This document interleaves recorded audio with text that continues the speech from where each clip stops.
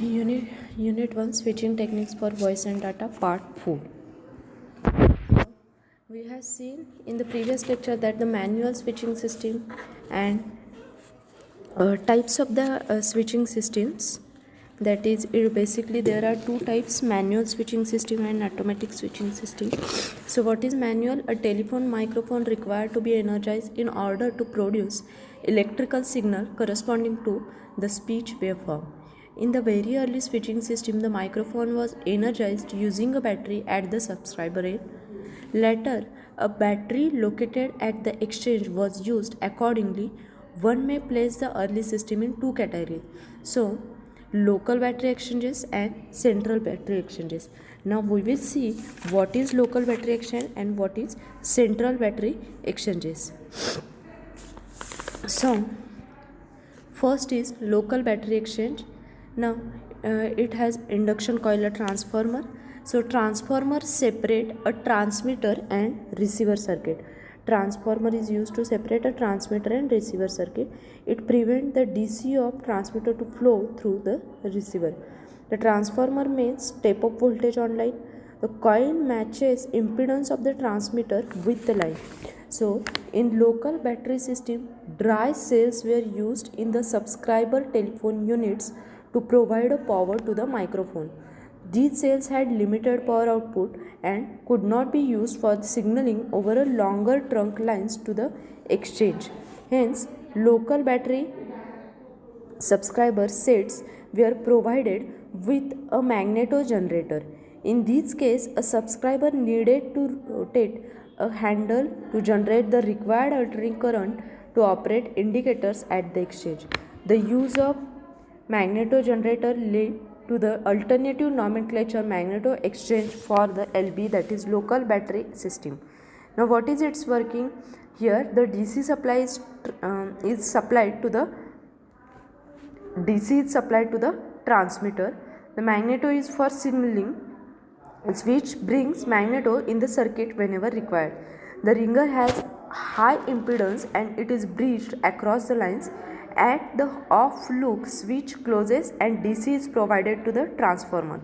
Sound wave striking transformer diaphragm produces current through the primary coil, inducing AC in secondary thereby. This current then flows through the line reproducing sound at remote receiver. The transformer separate transmitter and receiver circuit. Capacitor is connected when number of LB sets are connected in line. The Schur ring condenser prevents off-hook receiver from shunting low frequency ringing current because of high reactance. Even 1-to-1 transformer will greatly increase the percentage change in resistance, improving its useful AC. The capacitor is connected when number of LB, that is local battery sets are on same line. This Schur ring condenser prevents off-hook receiver from shunting low frequency ringing current because of high reactance. Now this is the diagram for the local battery exchange. It consists of subscriber line and exchange. This is for the central battery exchange, not local, it's by mistake. Before that, there are some limitations of local battery exchange. In local battery exchange, there was a need of frequent replacement of dry cell and it is tedious procedure of rotating the magneto. Next is central battery exchanges. So, in this type of exchange, a subscriber set is energized from a powerful central battery at the exchange. Now, here figure is shown for the central battery exchange. The system consists of one or more switchboards controlled and managed by the operator. The subscriber lines are terminated on jacks mounted on the switchboard. There is one jack for every subscriber line. There is a one light indicator associated with each jack to draw the attention of the operator. The exchanger supplies the power to all the phones from large rechargeable central battery bank at exchange. Subscriber lines terminated on jack mounted on the switchboard. One jack with light indicator for every subscriber line. When subscriber lifts the handset, the off hook switch is closed, causing a current to flow through the handset and the lamp relay coil. The lamp relay operates and the indicator corresponding to the subscriber lights up. The operator then establishes contact with the subscriber by connecting the headset to the subscriber line via headset key and plug-ended cord pair. A plug-ended cord pair A plug-ended cord pair has two cords that are connected internally and terminated with a plug each at the external ends. The plugs meant with the jacks. To establish the contact, a cord is plugged into a subscriber jack and the key corresponding to the chosen cord is thrown in position to connect the headset. As subscriber lifts the handset, off hook switch is closed, causing the current to flow through the handset and lamp relay coil. The lamp relay operates, indicator corresponding to the subscriber lights up. Operator establishes contact with or connect to the subscriber through headset key and the plug-ended cord pair. The cord pair has two cords which are connected internally and terminated with a plug each at external end. Plug mates with jack to establishing the contact. Cord is plugged into subscriber jack and keys corresponding to chosen cord is thrown in position to connect the headset.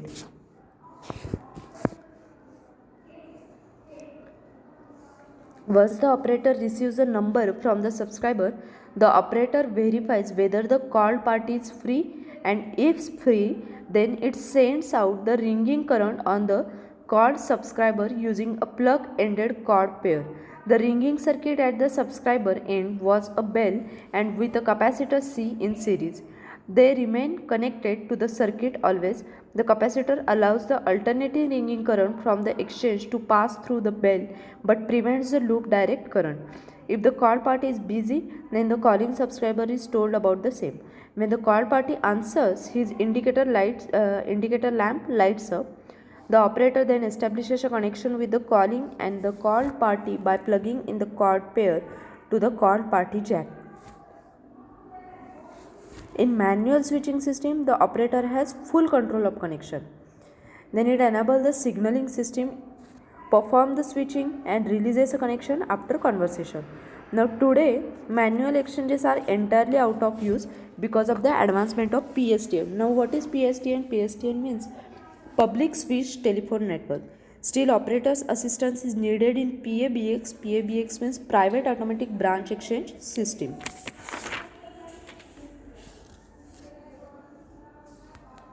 So on the verification of that called number is free, operator sends ringing current using plug-ended cord pair. Then the bell B with capacitor C are always connected to the circuit.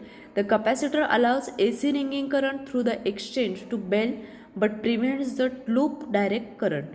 If called party is busy, then called party is informed. If it answers, then his indicator lamp lights up. Operator connect both parties by plugging in cord pair to call the party jack. In manual exchange, operator enables the signaling system, performs switching and releases connection after conversion.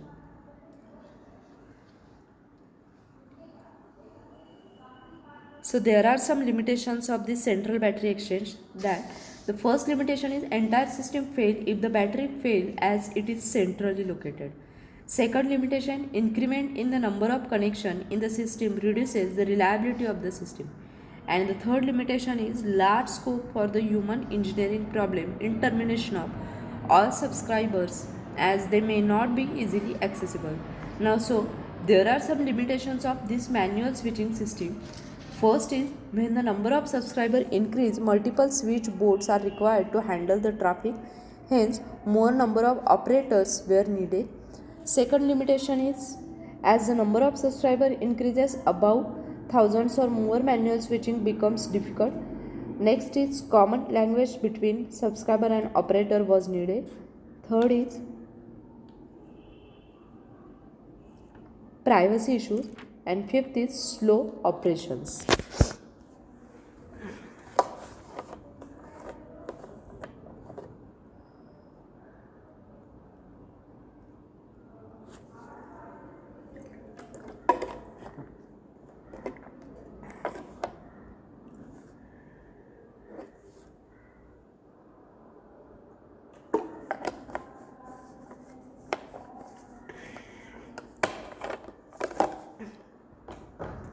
So there are some difference between local battery exchange and the central battery exchange. First is the location of the battery. In local battery exchange, location of the battery is subscriber set, and in central it is central battery exchange.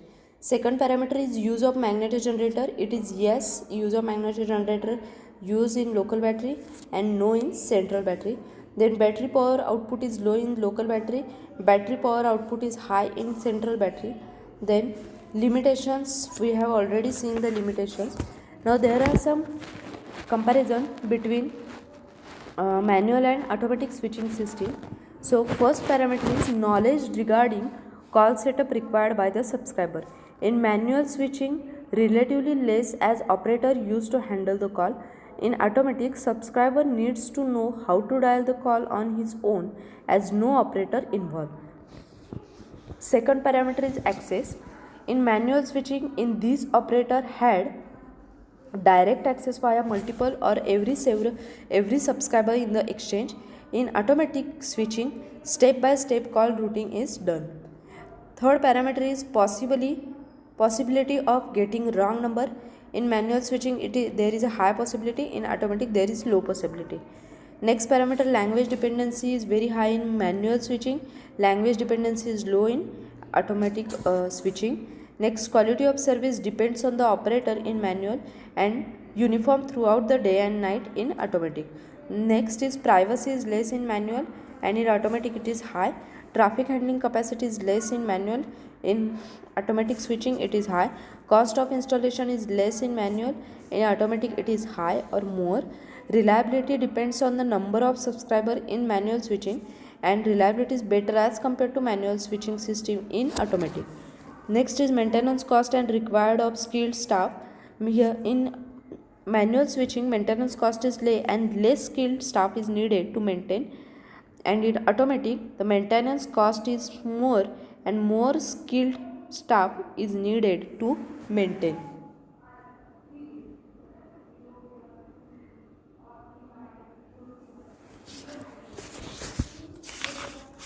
So these are some points which shows the difference between manual and automatic switching system.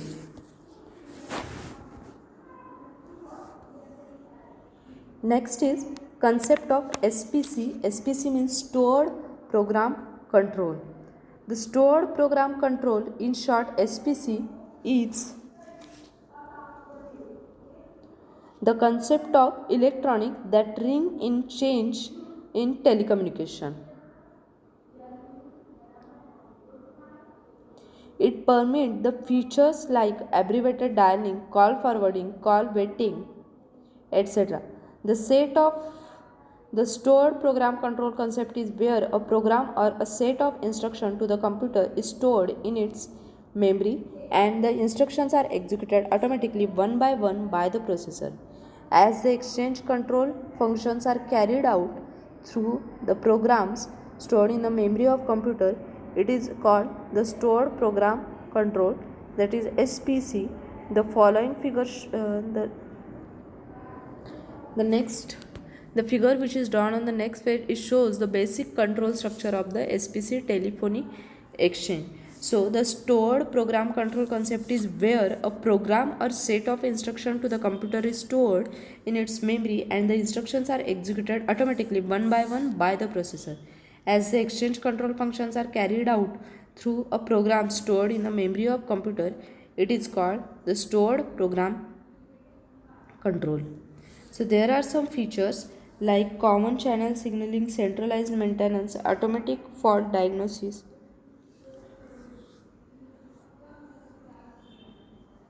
and interactive human-machine interface. So this is the diagram which shows the basic control structure of the SPC telephony exchange. It consists of line control, trunk control, ancillary control, maintenance control, and in between that SPC exchange.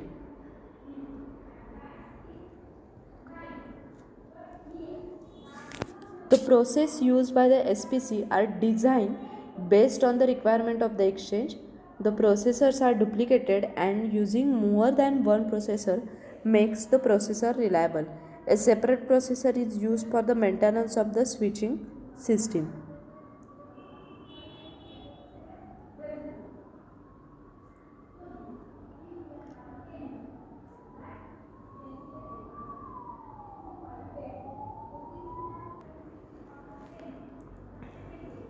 A separate processor is used for the maintenance of switching system. There are basically two types of the SPCs. One is centralized SPC and second is distributed SPC. So what is centralized SPC? In these, all the control equipment are replaced by only one powerful processor. It needs to be capable of handling 10 to 100 calls per second depending on the traffic load, traffic load on the system. Apart from call handling, it also manages other necessary tasks. This SPC configuration may use a more than one processor for redundancy purpose. Each of the processor should have access to all devices like printers, scanners, etc. and all distribution points. Also, it should perform execution of all the control functions. The earlier version of centralized SPC used a single main processor to perform the exchange function. The dual processor replaced the single main processor at a later stage of the advancement. This made the process more reliable.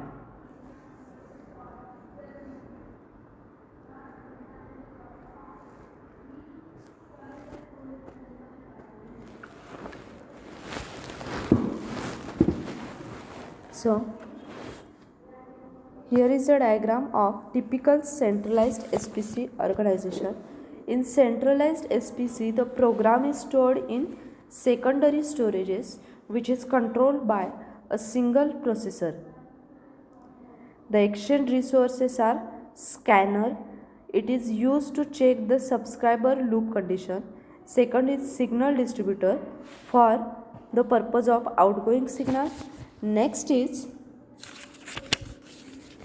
maintenance console for the purpose of operator check, routine check to be done. Then memory, it stores the latest and the required information for the temporary duration. And secondary storage, it stores the complete exchange switching execution program and database of the subscribers and related information. A dual processor architecture may be configured to operate in three modes like standby mode, synchronous duplex mode, and load sharing mode. In these two processors are present. One processor is active and the other is standby mode, both hardware and software wise.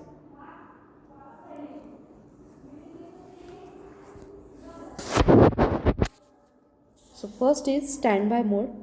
As the name implies, in the two processors present, one processor is active and the other is standby mode. The processor in standby mode is used as a backup in case of active one falls.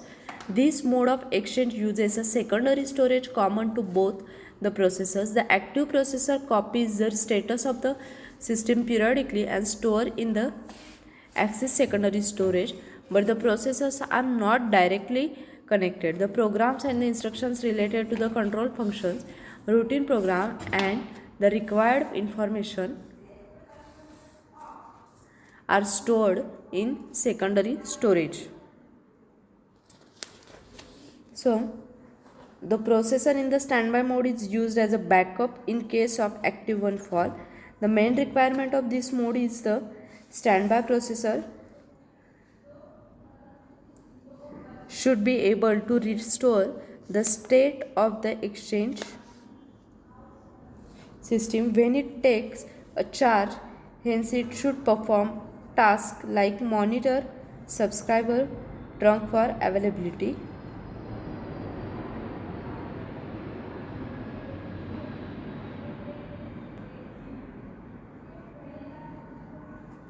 This mode of exchange uses a secondary storage common to both the processor. The active processor copies the status of the system periodically and stores in the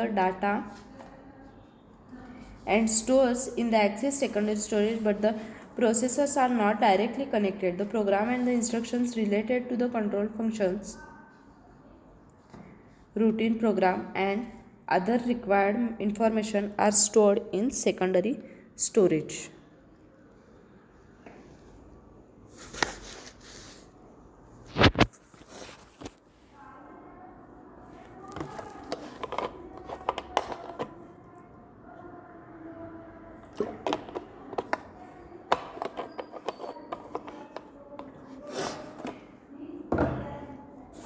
Next is synchronous duplex mode.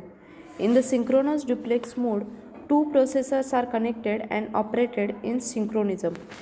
Two processors P1 and P2 are connected and separate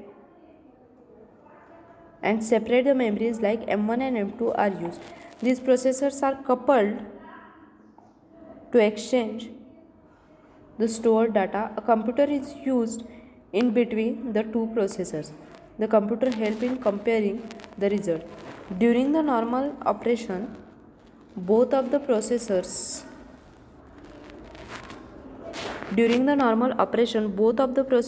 function individually, receiving all the information from the exchange and also related data from their memories.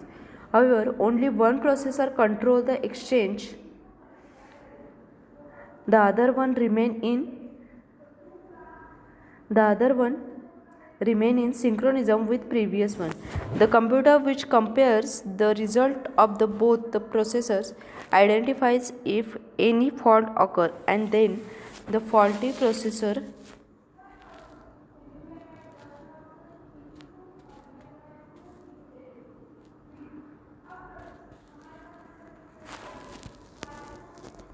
The comparator which compare the result of both the processor identifies if any result occur, and then faulty processor among them is identified, the operating them individually. The faulty processor is brought into service only after the rectification of fault, and the other processor serves meanwhile. So this is synchronous duplex mode. Next is load sharing mode.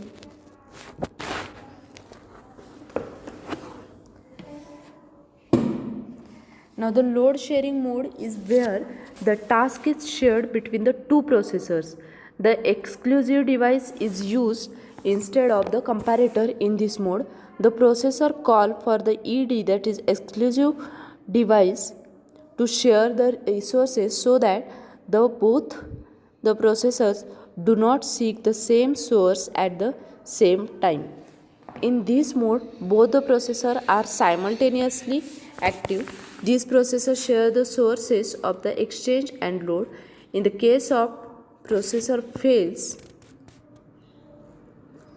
in case one of the processor fails, the other one takes over the entire load of the processor.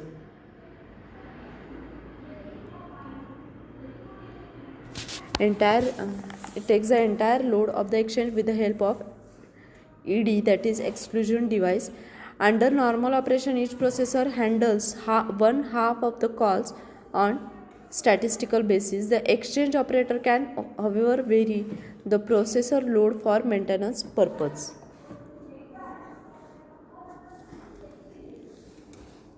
Next is distributed SPC. Unlike electromechanical switches and centralized SPC, the introduction of distributed SPC has enabled to provide a wide range of the services. This SPC has a separate small processor called regional processor that deal with different works rather than just one or two processors working on the whole thing like in the centralized system. However, when these regional processors are required to perform a complex task, the centralized SPC helps by directing them. The distributed SPC has The distributed SPC has more availability and reliability than centralized SPC because the entire exchange control functions may be decomposed either horizontally or vertically for distributed processing. Such a distributed control where switching equipment is divided into a parts, each of which have its own processor, and it is indicated in the figure which is shown here. The exchange environment in the vertical decomposition is divided into several blocks, and each block is assigned to a processor that perform all the control functions and that are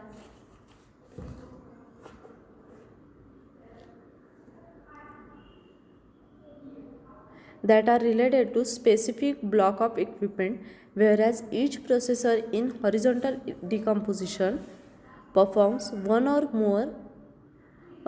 some of the exchange control functions.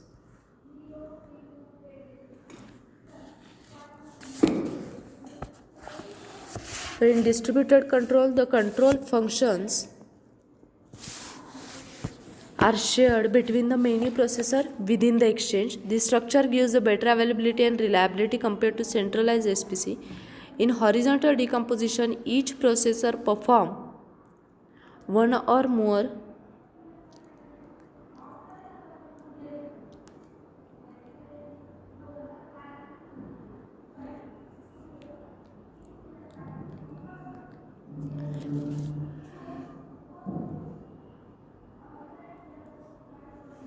In horizontal decomposition, each processor performs one or some of the exchange control function. Group of processor can be used to perform tasks like event monitoring, call processing, and O&M functions. Each SPC has separate small processor called regional processor which perform different tasks rather than just one or two processors working on the whole thing. Like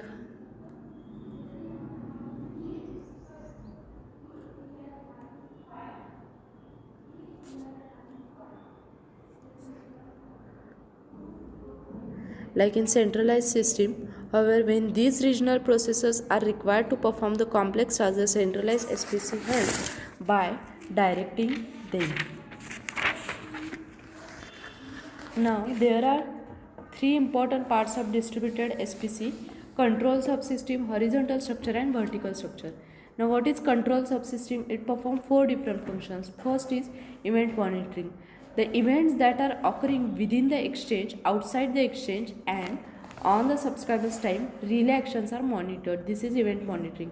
Next is call processing. It deals with the facility of dial tone, the allocation of scanner switches for the call to be initiated, etc.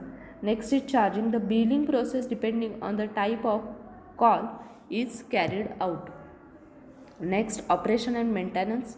The administration of the telephone exchange, supervision of all the equipment, functionalities, fault finding, and self-diagnostic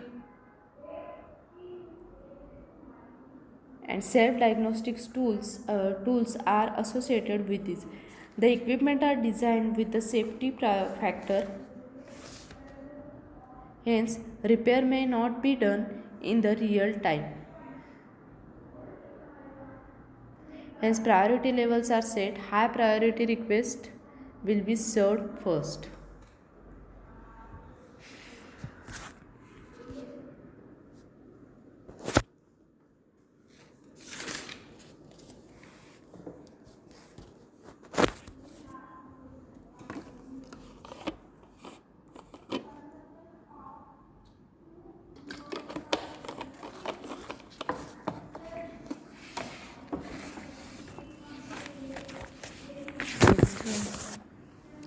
Time division switching. In digital transmission, samples of the switch signals are sent as PM values, or it may be encoded using PCM binary words.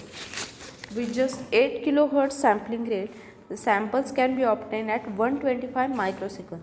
This means a sample value can be passed from inlet to outlet in just few microseconds. or even less than that. Hence, the dedicated switching elements remain idle for the maximum time. Hence, to overcome this problem, switching element is shared simultaneously among the number of circuits. This means switching network is able to receive the samples from one time slot and retransmit them in another time slot. This is the basic principle of time division switching or the time slot interchange. The time division switching may be analog or digital. If the coded values are transferred during the same time interval from the input to output, then the technique is space switching.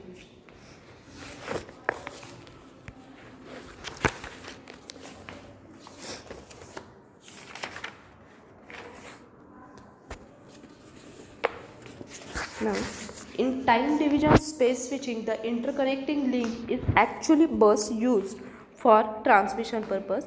This bus is analog bus when PM samples are switched, and it is digital bus when used with PCM. The number of simultaneous conversations, that is SC, that can be supported on this network is inversely proportional to the time required to select and connect an inlet or outlet pair. Transfer the speech sample from inlet to outlet, and it is given by the equation like SC equal to 125 by TS. Now what is TS? TS is the time required to set up a connection and transfer the sample value. Now there is a dynamic selection of the inlet or outlet, the simplest form used in cyclic selection. Suppose a cycle starts at the inlet or outlet is 1 and proceeds as 2, 3, 4 dot dot n. Then the next cycle has 1, 2, 3 dot dot n and so on. Then inlet I is always connected to outlet I. The cyclic control is managed by the modular n counter and K to 2K decoder. The relation between n and k is log to the base 2 of n equal to k. The switching capacity, that is SU of the network, is same as the number of inlets or outlets in the system, and hence the switch is non-blocking. But there is a drawback that any inlet cannot be connected to any outlet, and therefore full availability is not present in the network. But this can be achieved if one of the control is made memory based. There is an address decoder, that is MDR, means memory data register, present on the outlet side, which had a data regarding address of the outlets. This switch is known as the input control or the input driven, as the outlets are chosen depending on the inlet that is being scanned. The modular n counter also acts as a MAR, that is memory address register, containing the information of n words referring to n inlets addressing n outlet. For an active inlet I, outlet address is in I location of the control memory. It is read and passed to the MDR decoder, then ensure that a proper outlet is connected to the bus. Then the connection is set up and the samples are passed. Thus full availability is assured. A physical connection is set up between the inlet and the outlet for the duration of sample transfer. Similarly, the output control time division space can be explained.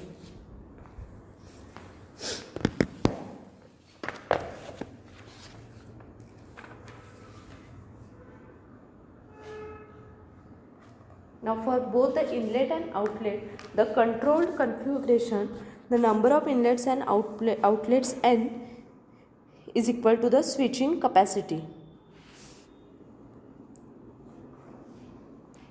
Now what is time division time switch? In this time division time switch system, the data from the inlet is stored in the data memory and read later on the appropriate outlet. Hence the information is not sent on real time basis. There is a time delay between getting a sample from inlet and its transfer to the outlet. Hence this scheme is known as the time division time switching.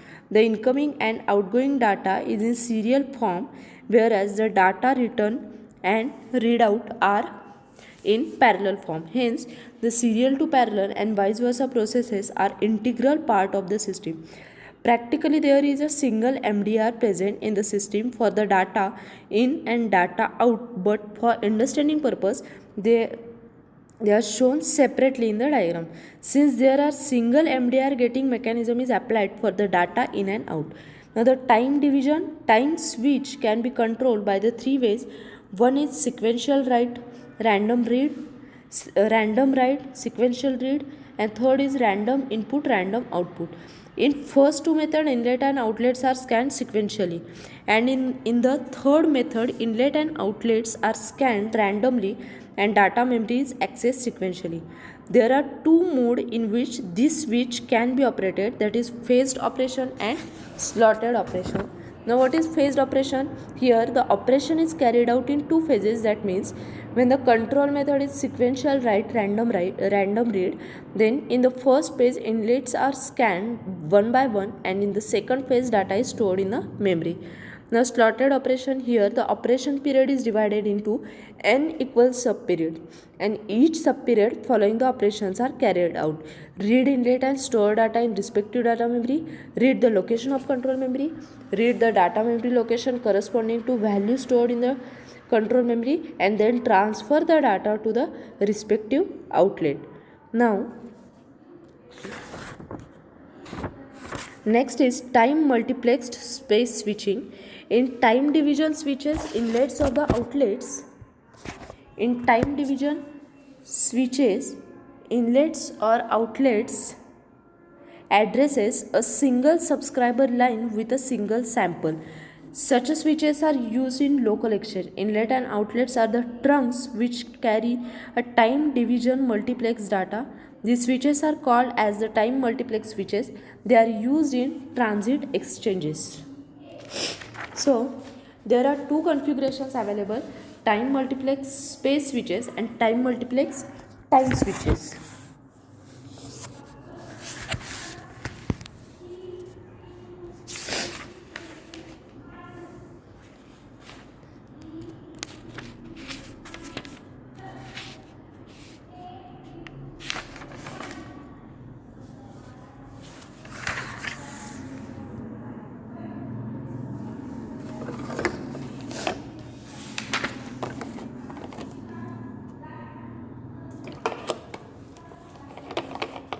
In time multiplex space switches, there is n by n switch carrying m samples per frame. Here each frame is 125 microsecond duration. So one sample duration is equal to 125 microsecond by m, and this is called as a time slot.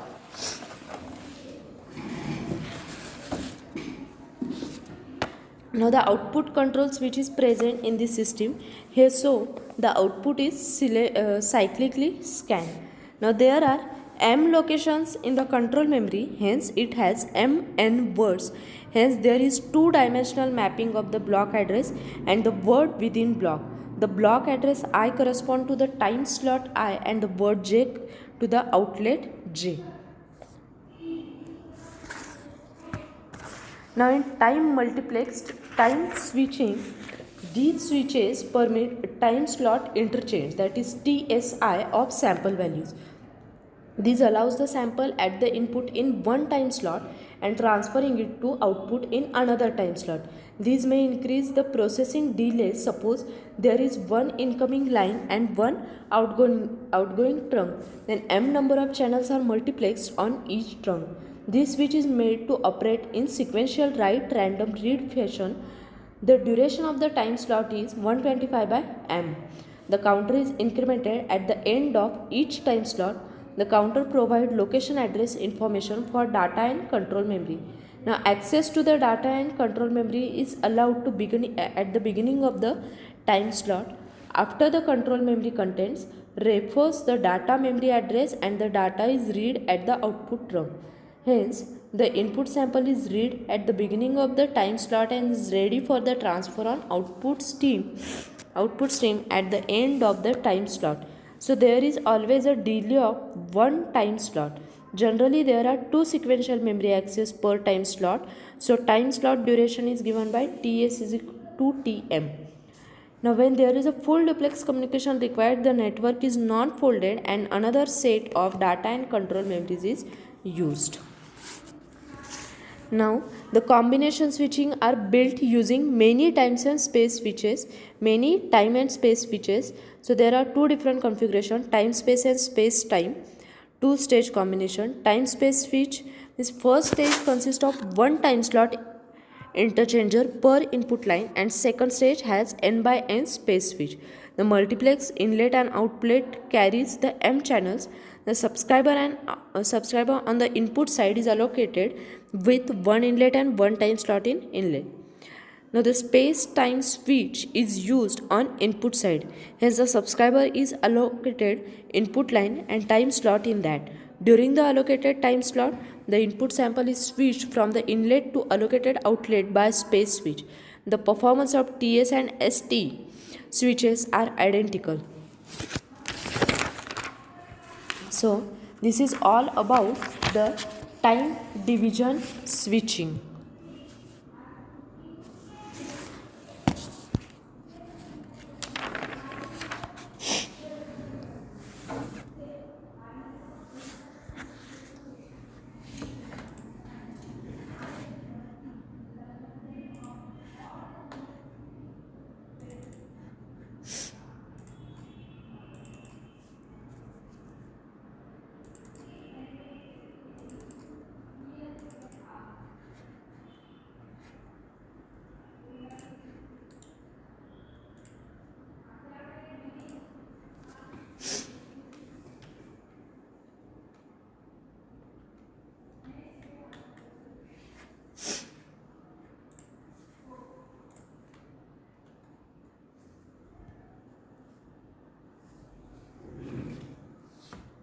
Thank you.